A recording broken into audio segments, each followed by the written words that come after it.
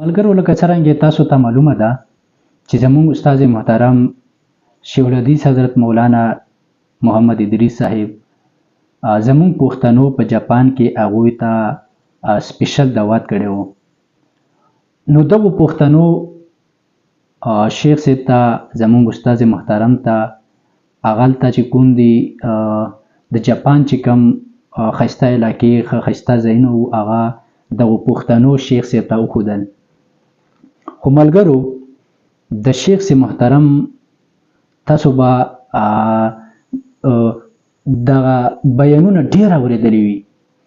ډېر زیات خلک د مطمئن شوي هم دي او خلکو ته یو داسې میسیج پکې ورکړی چې الحمدلله ډېر خلک د هغې نه متاثره شوي دي، د ګناهونو نه هغوی پرهیز کړی.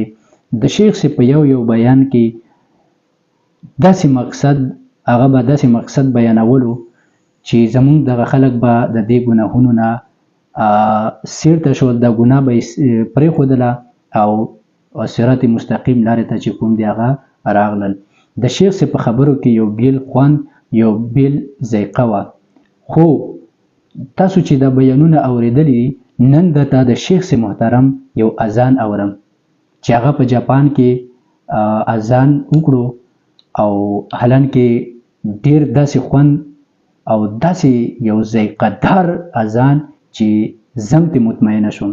ډېر خوندور، دومره زبردست اذان چې داسې زړه راښکونکی اواز ما هیڅ کله نه اورېدلی. شیخ صاحب د اذان واورئ او بیا یو څو خبرې کوو. الله اکبر الله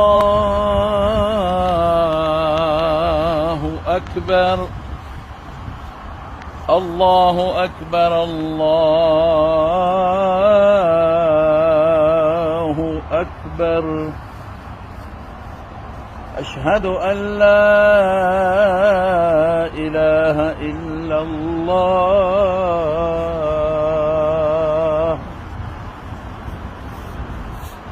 اشهد ان لا اله الا الله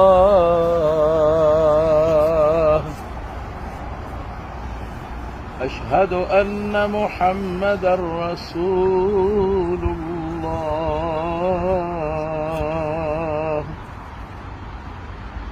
اشهد ان محمدا رسول الله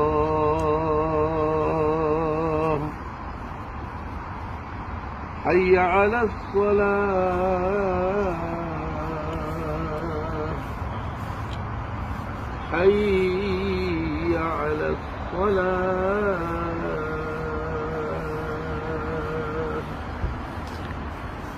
حي على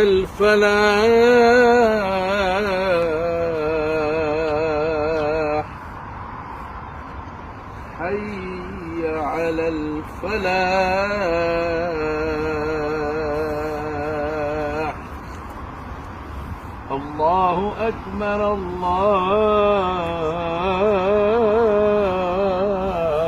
أكبر لا إله إلا الله.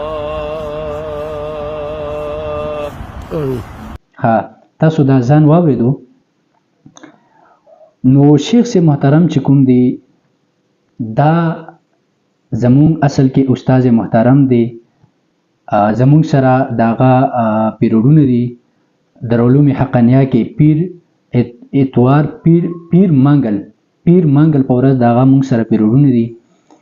خو چونکې داغه انداز، داغه د درس انداز، داغه د خبرو انداز چې کله تاسو هلته د شیخ صاحب محترم هغه درس ته کینئ نو یو بیل خوند، یو بیل ذایقه دار درس چې هیڅ کله په هغې کې مونږ نه تنګ شوي یو او نه مونږ دا ویلي چې د شیخ صاحب محترم پیریډ هغه بور کول کوي.